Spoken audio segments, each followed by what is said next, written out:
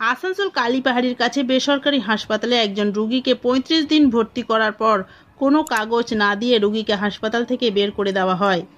এই নিয়ে হাসপাতালে রোগীর পরিবারেরা তুমুল উত্তেজনা সৃষ্টি করে। হাসপাতালের সুরক্ষাকর্মী রোগীর আত্মীয়দের মারধর ও ধাক্কা দেবার অভিযোগ ওঠে। রোগীর আত্মীয়রা জানান, রোগীর পায়ে ফোড়া হওয়ার কারণে তাকে ৩৫ দিন ধরে হাসপাতালে ভর্তি করে রাখলেও কর্তৃপক্ষের কাছে রোগীকে 3 বার ছুটির কাগজ আছে এবং প্রায় 4.5 লক্ষ টাকা নিলেও কোনো কাগজ দেয়নি এবং নানাভাবে মিথ্যা কথা বলা হয়েছে।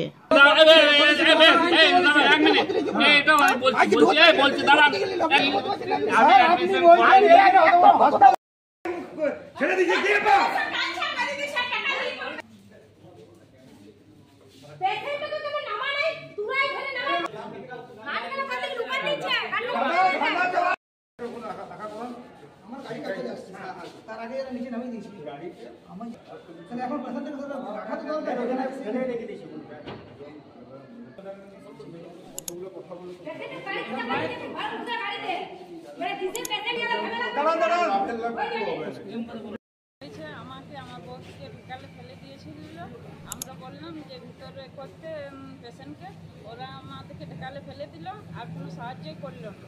চিকিৎসার বিষয়টা কি দেখলেন? চিকিৎসা খুব খারাপ, এখানে পেশেন্ট আনলে পেশেন্ট মারা যাবে, এখানে আর পেশেন্ট আনা যাবে না। আমি এটাই বলবো যাতে কেউ না আর এখানে পেশেন্ট নিয়ে আসে। কেন এমন কথা বলছেন? কেন এখানে কোনো ব্যবস্থা নেই, আমাকে ভালো সুস্থ মানুষ।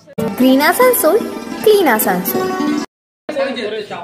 আপনাকে কি বলে চাকরি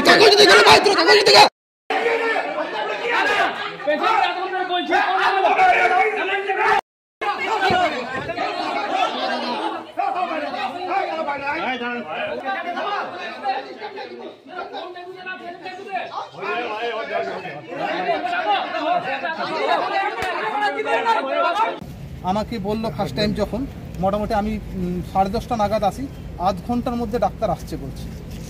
তারপরে 11টা বাজে, তখনও বললো না আরও আধ ঘন্টা দাঁড়ান, ডাক্তার আসছে। তারপর যখন আরও কিছুক্ষণ পরে যায়, তখন বলছে ডাক্তার কলকাতায় আছে। ভাবুন এখানে গাফিলতিটা কতটা জায়গায় নেমেছে, ঠিক আছে? একবার দেখুন এখনো পর্যন্ত কত টাকা খরচা হয়েছে? এখনো মোটামুটি 4 থেকে 4.5 লক্ষ টাকার মতো হয়ে গেছে। তার কোনো কাগজপত্র আপনাদের? কাগজপত্র ওই শুধুমাত্র ওষুধের বিলগুলো আছে, বাকি এখন আপাতত কিছু নেই। আর সব থেকে বড় জায়গা যে আমাদেরকে কাগজে দেখাচ্ছে, থানায় এসে পরে আমাদেরকে দেখাচ্ছে যে 3 বার ডিসচার্জ হয়েছে, আমাদের কাছে কোনো ডিসচার্জের কোনো কাগজ আমাদেরকে দেয়নি। আর ডিসচার্জ মানে ডিসচার্জ হলে তো আপনাকেই নিয়ে যেতে হবে। হ্যাঁ, তাহলে এইখানে ভর্তি আছে কেন? যদি ডিসচার্জ হয়ে গেছে তাহলে পেশেন্ট এখানে কেন? আবার দ্বিতীয়বার লিখে কেন? এটা আমরা পারবো না, তাহলে লিখে কেন দ্বিতীয়বার লিখে কেন? অ্যাডমিট কেন লিখে? এটা কোন হসপিটাল? এটা লাইফলাইন। উপর লেখা আছে লাইফলাইন, আসানসোল লাইফলাইন। ফালতু হসপিটাল একবার। কালীবাড়ি